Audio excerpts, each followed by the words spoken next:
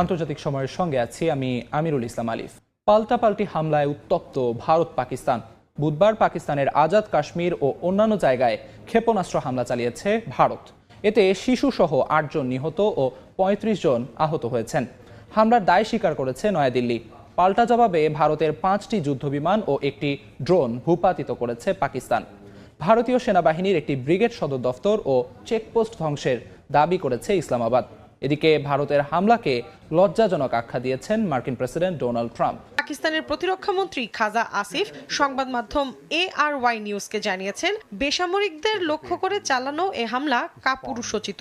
ভারতের ক্ষেপণাস্ত্র হামলাকে যুদ্ধের পদক্ষেপ উল্লেখ করে তীব্র নিন্দা জানিয়েছেন দেশটির প্রধানমন্ত্রী শাহবাজ শরীফ। সামাজিক যোগাযোগ মাধ্যম এক্সের এক পোস্টে তিনি বলেন, শত্রুকে কখনোই তার ঘৃণ্য উদ্দেশ্যে সফল হতে দেয়া হবে না।